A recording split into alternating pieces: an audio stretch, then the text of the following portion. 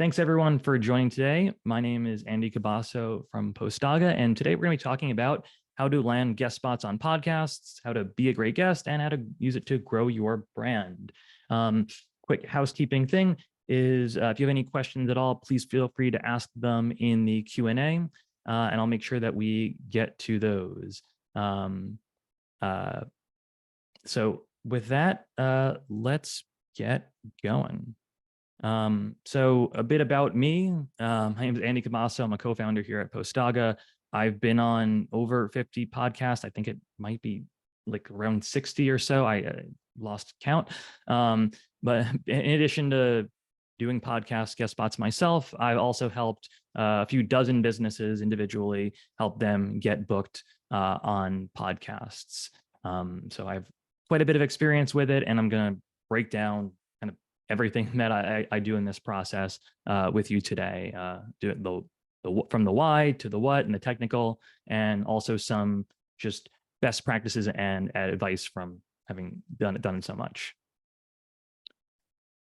So today we're going to kind of start with the why and talk about why podcasts. We'll talk about the aspects of prospecting to find podcasts that are a good fit for you. We'll talk about how to pitch podcasts in the right way to ensure that you increase the likelihood that you get a positive response and you get booked, as well as going over some very common mistakes that we've seen, setting proper expectations for what's going to happen when you start reaching out to podcasts. I'll share some examples of good pitches, and following up on that, once you get booked, giving some tips on how to make the most out of your appearance and maximize your kind of return on investment from all that outreach. And then at the very end, we'll do some Q&A, and I'm happy to answer any questions that you have, anything that comes up in the Q&A section. So quick poll. I'm going to open the poll in a second here. I want to know about everyone's kind of experience. Have you done any cold outreach to podcasts? Either yes, no, or not now, but I have in the past previously. All right, and the poll is now open. All right, awesome. I'm gonna, let's see, just wait a few seconds for everyone who wants to be able to participate. And I'll give it 5 seconds. 4, 3, and I'm closing it out. Okay, so it looks like the most part, people have not done outreach to podcasts. Some have, are currently, and some have not, but have in the past. So thanks for sharing that. I appreciate that. And let's kind of talk about a little bit about the why now of podcasts. So there are a few reasons that I like and do podcast guest spots myself. I don't have my own podcast, but a reason that I like doing guest spots in particular is that it allows me to reach a new relevant audience for my brand and help me get in front of potential customers. And there's something about just the format and the medium of podcast that it really allows you to build your credibility, your authority, your trust with a new audience. That if someone is listening and subscribed to a podcast, they generally trust the advice of the podcast host, and by them bringing you on as a guest is this validation. And so the people listening to the podcast are more likely to be interested and open to whatever your education and advice is that you have. And separately, on this aspect of like reaching a new relevant audience, every time you go on a podcast, you're getting in front of that audience, as opposed to, let's say, if you're starting your own podcast from the ground up, you have to build up your own audience. But going on someone else's podcast is an easy way to get in front of a new audience without having to build that audience from scratch. Beyond that, also, there's the fact that you can, build a relationship with a potential partner here. If the podcast host, given that their audience ideally is going to be similar to your target audience for your brand or service or product, there could be some opportunities for working together moving forward. I have quite a few relationships with the podcast hosts that I've worked with in the past and been on their shows. And yeah, it was kind of like a great meeting point, starting point to build that relationship. Another thing is building links. Every time you go on a podcast, they will link to your website in the show notes on their website. And that is a win right there if you care about link building and SEO and all of that.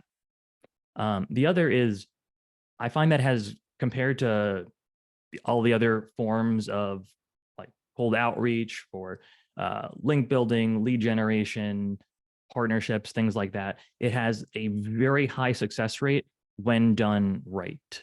And if you follow everything that I'm going to be talking about today in terms of how to do the outreach, I can basically guarantee you a good success rate.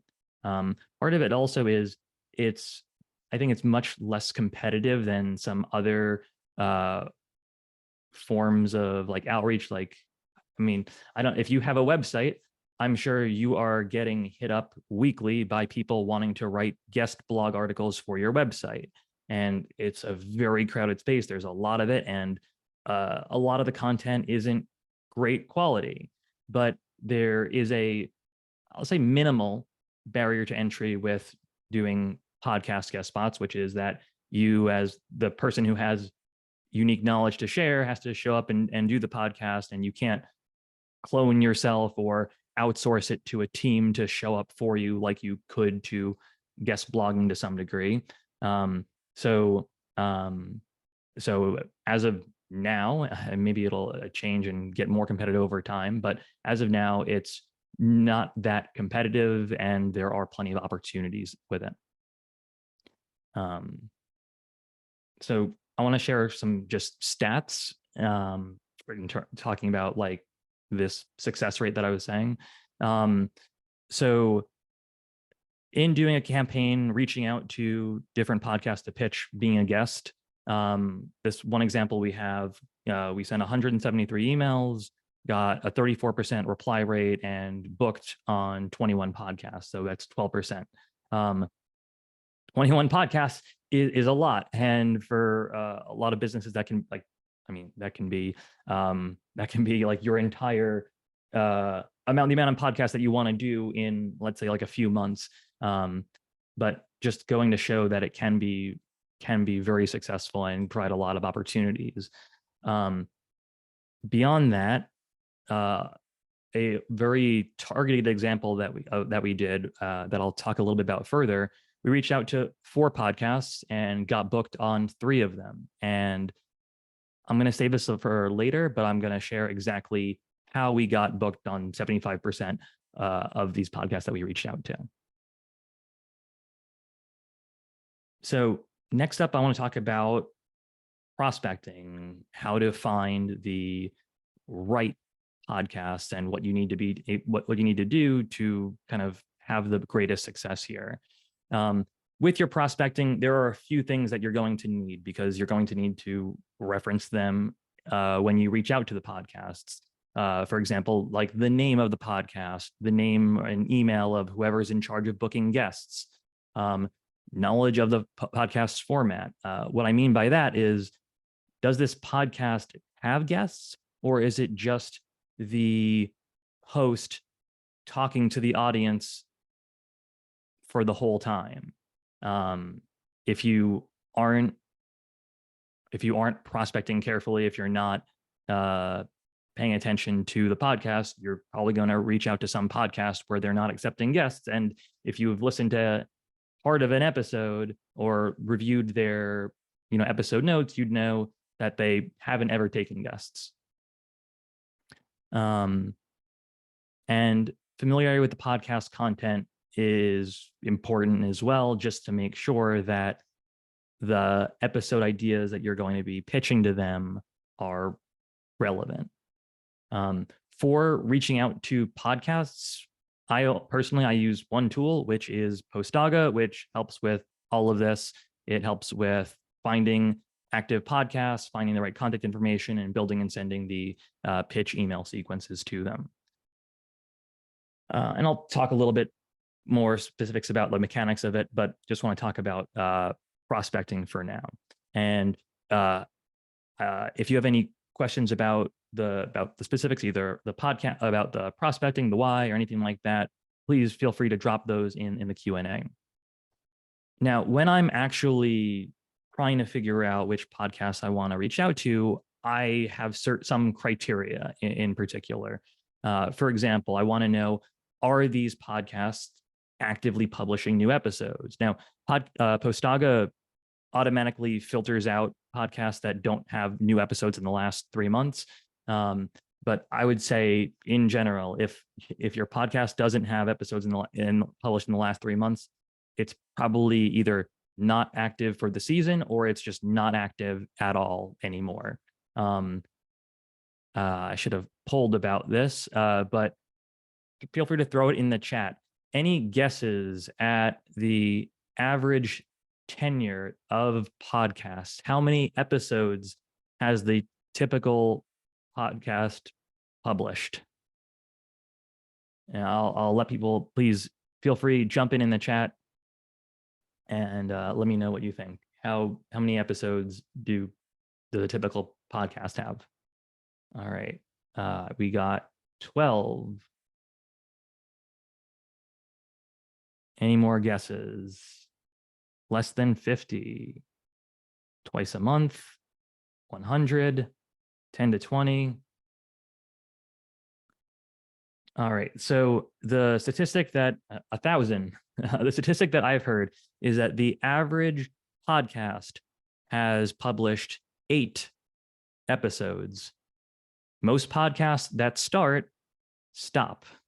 And so that 8 episode number average is dragged down by the vast majority of podcasts that have only published a few episodes before stopping. So it's super important here that if we're reaching out to podcasts, that they are actually still publishing new episodes. In general, it's also helpful that when you're finding podcasts that they've published more than a few episodes, the more episodes they have, the more likely they're established and they have an audience. So reaching out to a podcast that has dozens of episodes or over 100 episodes will most likely be more worthwhile for you than reaching out to a podcast that has 5 episodes published and they're still kind of finding their footing and finding their format and finding their audience. An exception or two would probably be if it's a large brand that has a brand new podcast. So like, I don't know, if Salesforce just created and launched a brand new podcast and only has 1 or 2 episodes, well, that's fine because we already know that a company like that has a sizable audience. Next is relevance. Is the podcast specifically relevant for what you were going to be talking about? I'm going to show some examples, but if I'm like reaching out to podcasts that are geared towards startups, and I like use my search keyword for startups, there are a lot of different subcategories or types of podcasts that have different focuses. Like I may be interested in startup focused podcasts, but there are some podcasts that are like startup fundraising for people doing VC funding. So if you're bootstrapped, then those podcasts aren't relevant for you. Stuff like that. And the next thing I want to talk about is audience. And I'm going to open up a poll for this.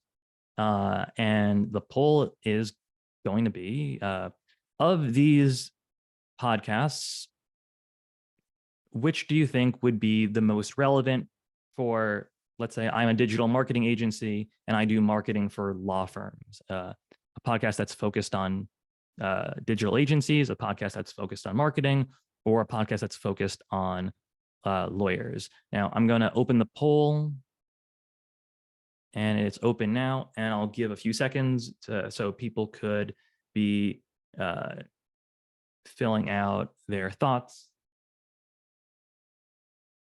I'll give it a few more seconds if you haven't yet.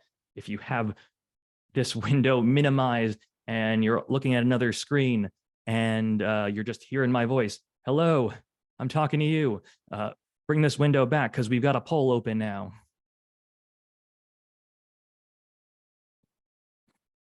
All right. And I am going to close this in 3 seconds. 3, 2, 1. All right. And the results are 7%, tied for 7% with podcasts focused on digital agency and marketing, and the majority of lawyer-focused podcasts. So the lawyer-focused podcast is right. And the reason I kind of wanted to bring this up is because I often see people who are like interested in doing podcast guest spots thinking about, well, what is my area of expertise? I know about digital marketing, so let me find digital marketing podcasts. Or I'm an agency, so let me find agency focused podcasts. But if I'm going to reach out to marketing focused podcasts, the people listening to that podcast are marketers looking for advice. The people who are hosting the podcast are probably also marketers and probably with their own agency. And so, pitching their services as well. If I'm focusing on podcasts geared towards digital agencies, the people listening to the podcast are other digital agencies, and they're going to appreciate whatever education and advice I have.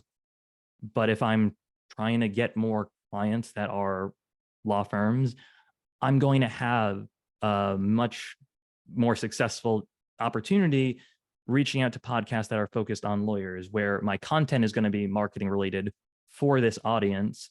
And I'm not going to be like stepping on the toes of the podcast host who is probably not going to be a marketer specifically, or has their own products or services that they're selling to this audience. But me having this unique experience to share with this audience is going to get me, I think, the best results. Like if I were to go on a more generalized marketing podcast, I may still have valuable information to share with the audience, but that audience is going to be more broad and not necessarily like, maybe some people listening are going to be a good fit, or like, would be law firms, but probably not the majority of them as compared to an audience for a podcast that's geared entirely towards law firms, if that makes sense. So next up, I want to talk about doing the pitch, what to say to make sure that you're going to get a good response. My formula for my pitch comes from, pitching hundreds, I don't know, thousands podcasts maybe. And also the fact that every time I've been a guest on a podcast, I always ask the host, why did you have me on the show? I cold emailed you.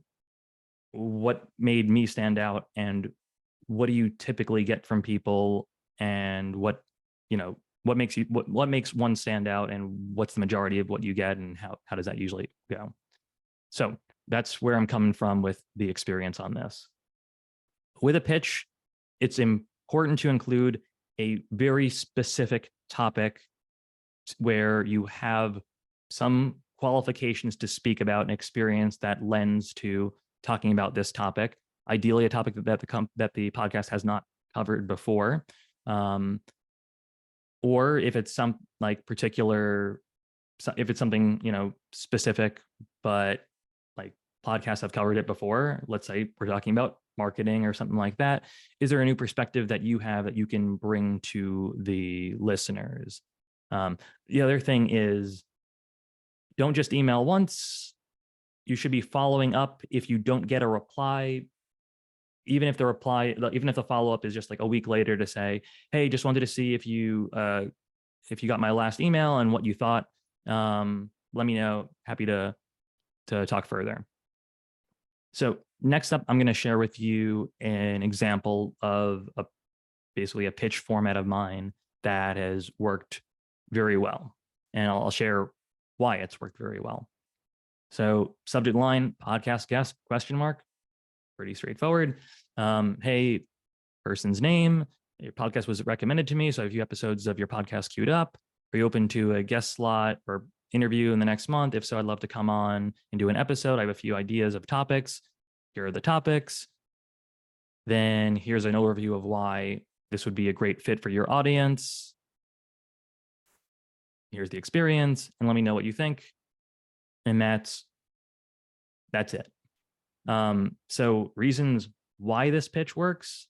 For one, we save the host time. I have often heard from podcast hosts that I get reached out to all the time by people who are like, I'm a Harvard MBA. Here is my resume. I would love to do an episode. What do you think?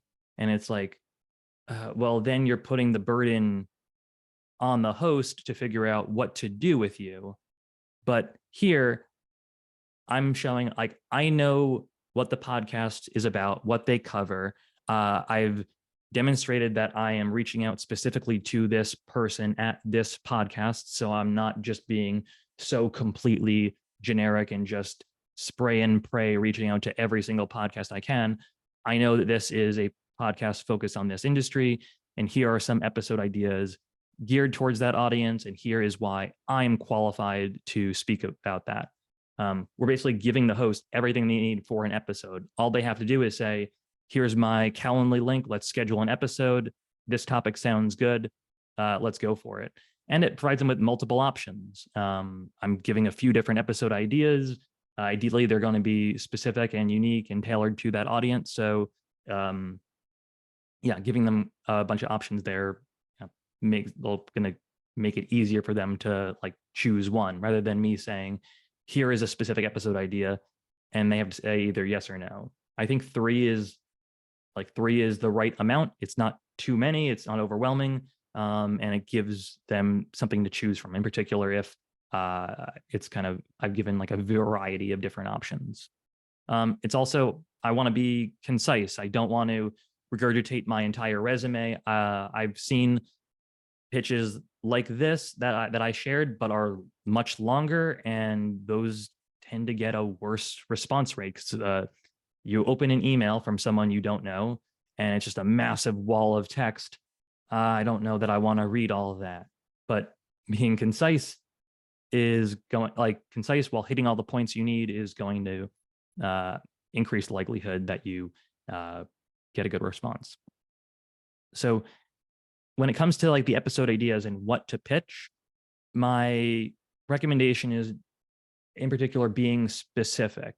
Don't treat this like we're doing SEO and we want to rank for something like content marketing or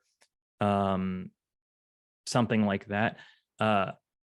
Instead, let's be specific in a way that is where the topic is relevant and tailored to, our experience. So instead of saying, I want to talk about content marketing, everyone talks about content marketing. I want to say how I grew our niche site to 50K organic visitors in 3 years with content marketing, whatever, something like that. Here, I've got a specific, this episode topic tells a story in and of itself. Okay, like if I have you on my podcast to talk about this, I'm going to hear a story that's going to have some actionable advice in it. But if I see an episode topic of content marketing or social media marketing, I don't know if the material is going to be any good. So the topics should be relevant to your unique experience. Anyone could say, like, I'm going to talk about content marketing, but not everyone can come on and talk about the specific steps that you took to achieve a certain result. I was speaking with someone the other day who was like, I have a lot of experience. I think I could talk about social media marketing. And I said, well, that's great, but everyone talks about social media marketing. Do you have any unique or interesting stories or results that you've gotten for clients of yours? And the person said, yeah, we've had we've had good experience with Facebook parenting groups and marketing through them for local services. And I'm like, okay, that is really interesting. An episode idea could be leveraging Facebook groups to generate leads, or something that's more specific, like leveraging Facebook groups to generate dozens of leads for local businesses. Stuff like that is going to be very interesting to a host. Like, the topic there demonstrates the result in it. So bad topics, just digital marketing, how to create social media ads, starting an online business. Like, it's just not going to be all that appealing as compared to something specific here. Like if you want to talk about content marketing, let's talk about like using Google My Business to double sales for a local business, or leverage Facebook groups to, achieve X result for e-commerce business, or, scaling a remote SaaS team to 20 people. Even if the host is going to change the title of the episode later, the idea here is we're giving topic ideas that are intriguing and relevant to this unique experience that you have, that is not, that you can speak, intelligibly on for a half hour to an hour or something like that. Now, when talking about the experience, why are you uniquely qualified to talk about these topics? And so what I showed before was basically my breakdown of, I love to come on and do an episode. Here are some episode ideas. Here is why you should have me talk about these topics. And so I'll have bullet points for the episode ideas, and then bullet points for the experience that relate to those topics.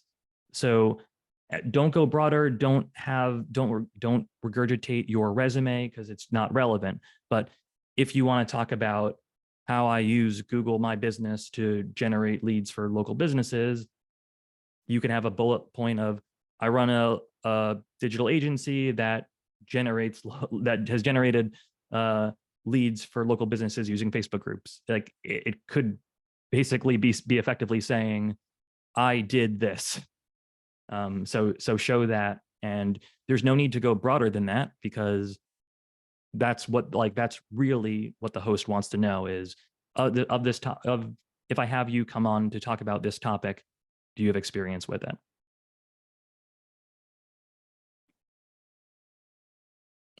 Next thing about pitching tips, like I said before, don't be too wordy. Big one, never say, I love your podcast. This is a very, very common thing that podcast hosts see in emails they get. And of course, it's never accompanied by anything specific. It's, hey, I love your podcast. Can I be a guest? Just by including this and nothing further is going to get just more likely that you just get, your email gets deleted and the host just does not reply to you. It's a very common thing that hosts get all the time. And, without saying anything further or proving that you know anything about the podcast, it just makes you seem disingenuous. And even if you have good episode ideas, they're just going to delete your email. But that being said, if you do love their podcast, prove it. Doing this can absolutely help you get a much better conversion rate. And I'll talk a little bit about that. But the other thing is, don't attach anything. Don't include a resume attachment. Don't include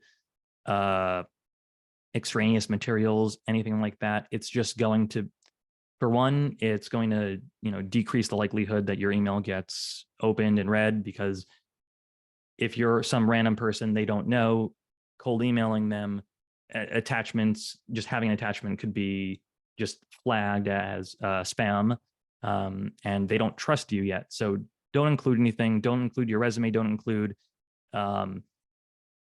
any, like a headshot or any other materials.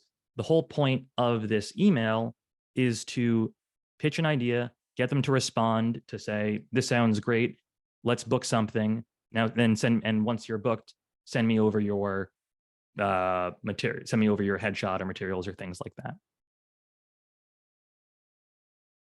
So the next thing I want to talk about is how to increase your win rate significantly.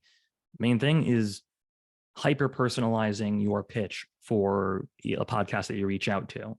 So for example, what did you learn in a specific episode that you couldn't learn from the show notes? Now, if I'm emailing a podcast and I say, I loved your episode with John Smith and your discussion of growing a business, like that seems like oddly non-specific. It seems like you could have just pulled that sentence from seeing their podcast feed, seeing who was their guest, and seeing the title of the episode. It can come off as disingenuous. It can make it seem fake. Like you said you liked the episode with this person and we talking about this, but you haven't really demonstrated anything that specific that you liked about it. Like, yeah, I liked your episode with John where you talked about this topic. So what? Like, ugh. So if you're going to hyper personalize your pitch, like uniquely for the podcast that you're reaching out to, I would absolutely say, like, have listened to an episode or a few episodes first, and have something to say and comment specifically about that.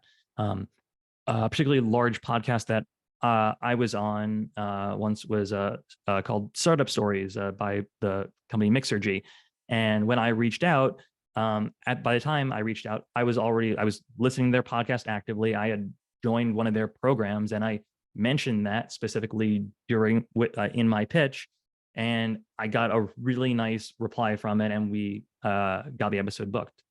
Another thing is, if the podcast host and you have a mutual connection, if you see them on LinkedIn, like, oh, they know this person, that mutual connection and bringing that up can also help. Or some other common demonstrated interest. If you follow them on Twitter and they are a big fan of repairing typewriters, and you are a big fan of repairing typewriters, commenting or mentioning that just kind of shows that you've done your homework. So this was like using this hyper personalization was the main difference in going from booking 12% to booking 75% for this cohort of 4 podcasts. Basically, I had my regular pitch, but the very first paragraph was uniquely tailored to each of the podcasts with something personal related to having listened to an episode of each of them. And so that's something that you couldn't just conjure up without having done the work. So next I want to talk about some common mistakes. Big ones: reaching out to dead podcasts that haven't published episodes in years. If you reach out to them, either your email might bounce, or if you get a response, it might just be an annoyed response of, I haven't had an episode since 2018. Clearly, you're not listening to my podcast, are you? If your pitch isn't relevant to their audience, but it could be, but you just didn't put in the work. Like you're pitching a startup focused podcast that's geared towards fundraising, and you're talking about something just like growing a business that's not related to fundraising. It's not really it's not helpful for them. On one occasion, I reached out to a podcast where I gave them episode ideas, and they responded to me with, yeah, these episode ideas aren't really relevant to our audience. Like, here's what our audience is. Do you have any other ideas? That was extremely, extremely rare. So much though that it only happened to me once ever. And I went back to them and I gave them, I looked at their podcast further. I listened to some episodes and I was like, okay, here are some episode ideas I have that are geared towards, this audience and what you're telling me. And that got us the episode booked. But just using that as an example, if you don't have relevant episode ideas in your pitch, most likely you're not going to get a response, because they're not going to want to have to do the homework to reply to you to say, these aren't relevant, come up with other ideas for me. That was just luck that I got that once. Another common mistake, like focusing on you as the guest and like why you're great rather than the value that you can provide. What I mean by that is here's my resume, and here's what I've built. Well, that's all great, but that doesn't translate into an episode. what episode ideas do you have that that are relevant to your experience that you could talk about? And another thing is just not being prepared. There are a handful of common questions that I get from most podcasters, and I have materials prepared for all of these. And another common mistake, just not following up. There's a chance they just didn't see your first email. So if you don't follow up, you don't get a second chance at it. And so I usually recommend having like 2 to 3 emails ready, just so that just kind of like set like a week apart. Like my first email is going to go out, let's say Wednesday. My follow-up email is going to go out the following Wednesday if they don't reply, and then a last email the week after if they don't reply to that. And that overall can increase your success rate. So in terms of expectations, so you're reaching out to podcasts, what's going to happen? A few different things. Either here's a link. The most common one I'd find is like, that sounds great. Here's my Calendly link. Let's book something. Something that's been more commonly increasing is a response of, oh, great. Please fill out this questionnaire and we'll get back to you. It's like they'll send like a Google form or something like that, just so like you input your information with basically your pitch and episode ideas and things like that. And they have everything that they need. And like, this is their process. And then they'll get back to you about scheduling something. Another thing rarely is like, usually like I might get like I want to learn more about this. Let's kind of flesh out a topic idea, like one of these topics further. And they send like a calendar link to to just have a talk first to see if you both can like put together something. And the rarest reply is, let's talk about a sponsorship, where you come on and like where I guess you would either be a sponsor for the show or you pay them and they'll let you be a guest. I avoid those. I don't like those. I've never paid to be on a podcast. In particular, I feel like podcast hosts are looking for good content, and if we're giving it to them, we're making their lives much easier rather than them having to go out every week and do the research and like find other guests. And just a concern I have about, like, if you're the type of podcast that is saying, I'll have you on as a guest if you pay me, well, then are you really vetting for quality, or are you just going to take whoever pays you? And then I'm wondering, well, how engaged is your audience going to be if you're taking anyone who pays you? So those are some concerns I just have about that. More for expectations, be prepared for, they may ask like what other podcasts you've been on. That's not the most common, I'd say. But I would prepare like an answers document. Typically what I do with that is, like, there are common things that I get for every podcast. They ask for a 2-sentence bio of you as the guest, because they're going to put that in the show notes, along with a headshot, usually that they'll do for the promotional materials. So I have a Google Doc ready with a link to a Dropbox link or a Google Drive link to a download of my headshot. I've got the 2-sentence ready to go byline for myself. I've got links to my social media handles and a few links to some relevant content that I've produced that's relevant to what I'm talking about. Having that all ready to go makes the process just so much easier. Like, some of the things I might want to know, like, what's your website? What are your social handles? All this stuff I've got in this answers doc. And do you have a podcast? They ask that sometimes. And also, what can you do to promote this once it's live? And like, you can say, like, here's what my following is, or here's our list, and we're gonna share this with our list once the episode's live.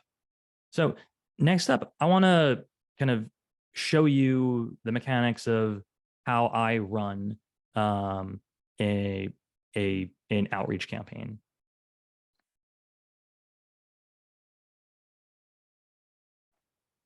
Right, one sec.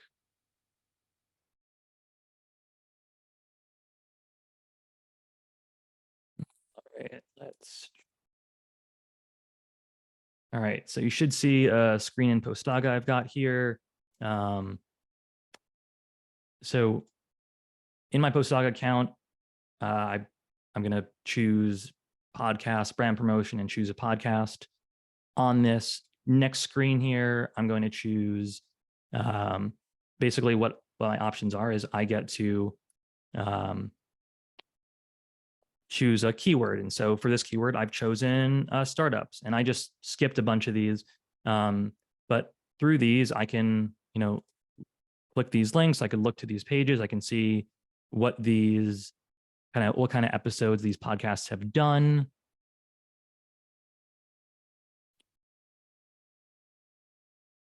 If I want to get more information, I can check these out. So once I choose them, I can then I want to try and find where the right people at these companies. And so Postaga automatically tries to find the hosts of these podcasts. It'll also let you know if you've previously reached out to this domain or to someone at this site. So if you want to exclude them, you can. And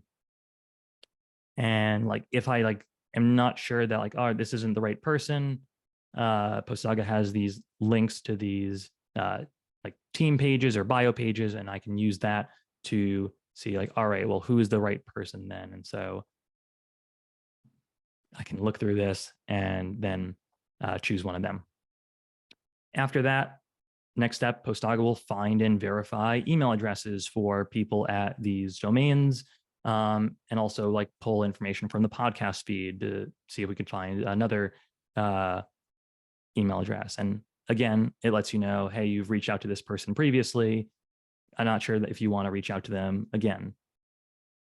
After that, you'll choose an email sequence. I've got a podcast email sequence with several emails in it. Just as an example, I've got the sequence of, hey, insert person's name, here's your podcast, and here are my episode ideas. And so I can tailor these uniquely to these podcasts that I'm reaching out to. So if I want, I can, this is one thing. Another thing to avoid is I'll kind of show you, but if I'm looking I can see this next page, I can see the preview of what the emails are going to look like to go to these people. Well, this podcast episode title is very long, and that's just what Postaga's pulled from the data here. Well, your podcast titled "How to Be an Entrepreneur Mastermind Startup Accelerator Coaching," that's just a very long, wordy title, and just if I include that whole thing, it's just going to seem a little bit robotic. So I'm going to trim that down. Same for basically as a rule, I try and exclude everything after hyphens or after colons.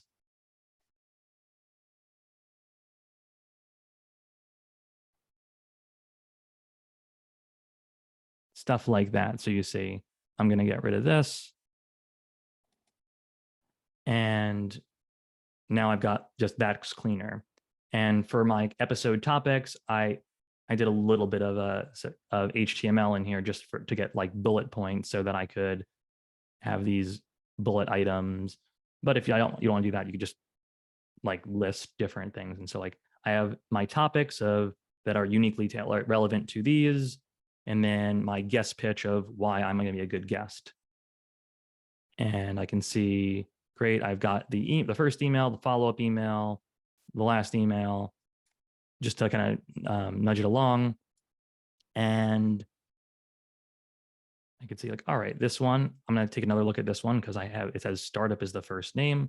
I'm going to change that because the guy's name is Jeff.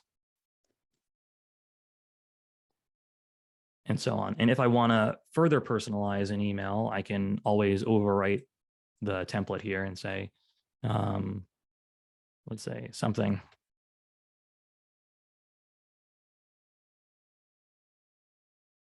And now I've overwritten that. And then that's basically it. The last step is setting up the sequence and setting up when you're going to send it and everything like that. So that's to So that's how I do that. Basically kind of do everything like that we're talking about here, is from the prospecting to building the sequence and all of that. So I'm going to share my other screen again. But now I want to talk about how to make sure that we have a good podcast appearance here. So in particular, ahead of time, if it's your first podcast, I would prepare some bullet points, just things that you want to make sure that you cover. If it's your first time talking about the topic, just to make sure you don't go off tangent, make sure like if you have a good story that you want to tell, like you have some bullet points so that you can make sure to hit all these points. A question I get on every single podcast is, tell me about yourself. Okay, prepare something for that. Just something that's not that, like that's relevant to what you're going to be talking about today. They don't want your whole life story. They don't need all of that, but have something to say for that. Another thing is preparing your plugs. What's your company website? Because at the very end, they'll say, where can people find more about you? So what's your website? What are your socials? If you have any relevant content, if you have a guide or something, where's that? If you have a coupon code for listeners of the podcast, what's that? And also don't forget your headshot and bio information as well. If you have any questions on any of all this, please feel free to drop that in the Q&A. Next thing, microphones, a bit technical. So there are some things that like I wouldn't recommend.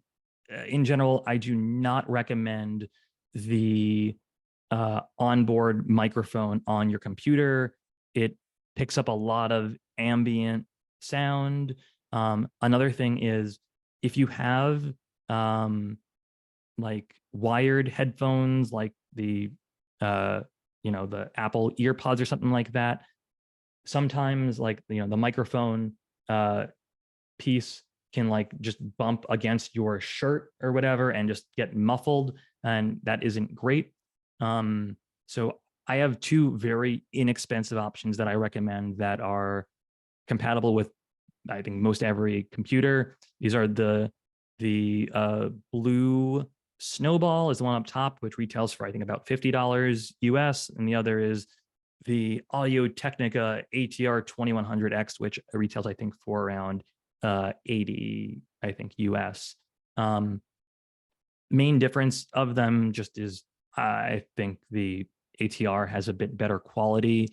The main like what I found is that like the Blue Snowball or like Blue Yeti is the other one. They do a solid job.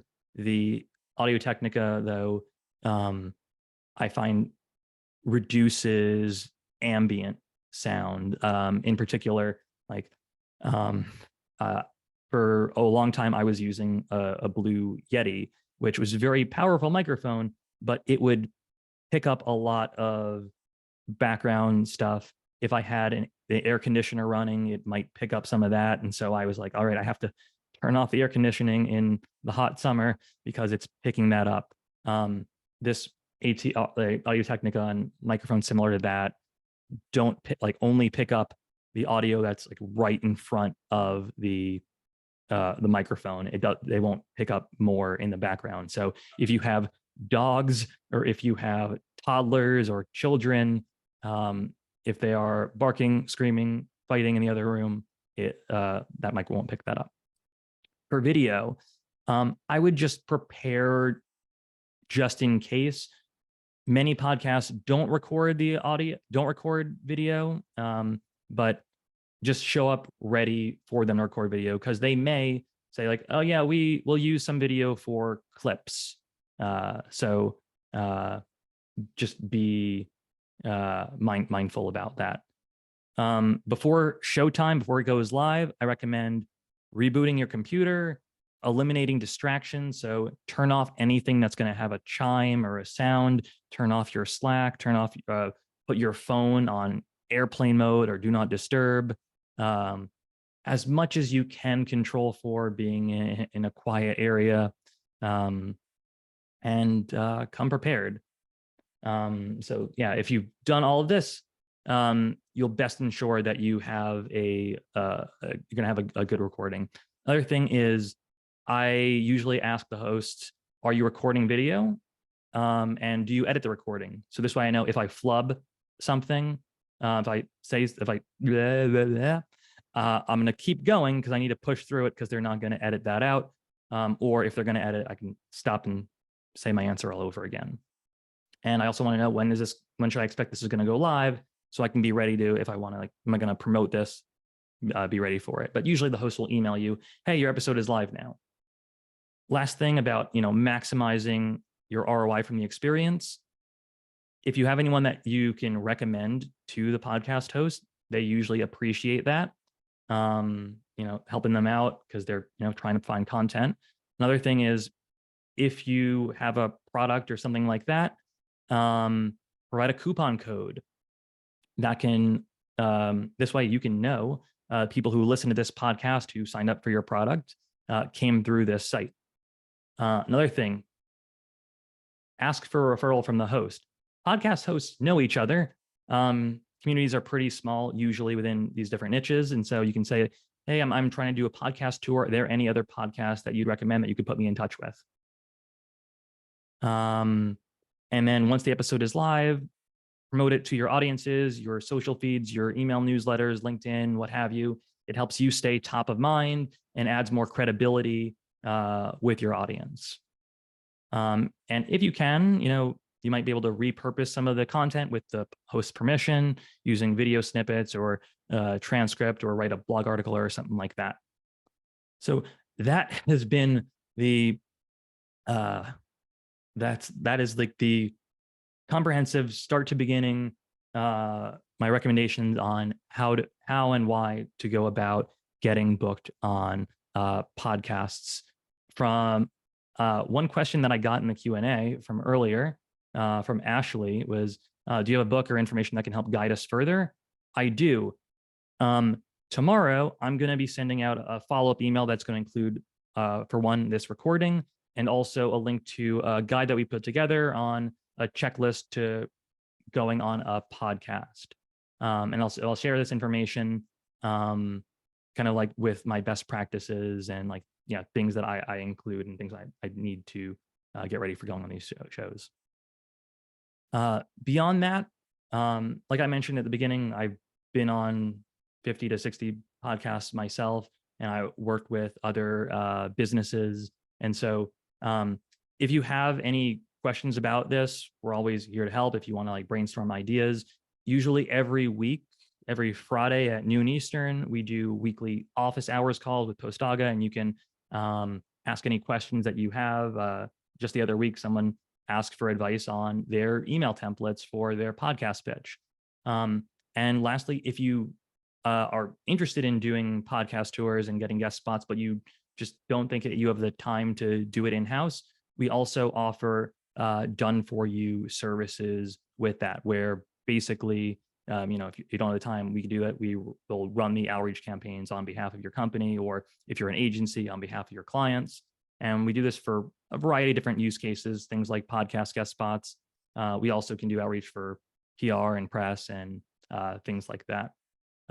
So before I get to the Q&A, I just wanted to open one last poll, which basically is just, do you want us to follow up with you after this webinar is over?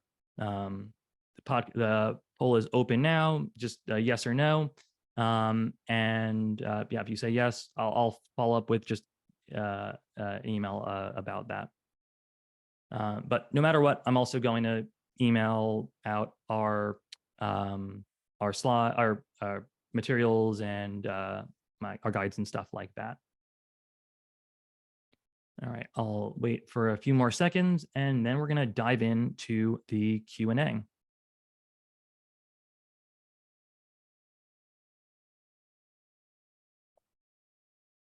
All right. Thanks for that. So next up, let's go for Q&A. I've got a few minutes here before the top of the hour.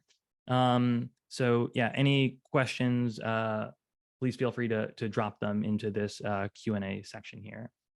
Like I mentioned before, I had one question about, you have any book or materials?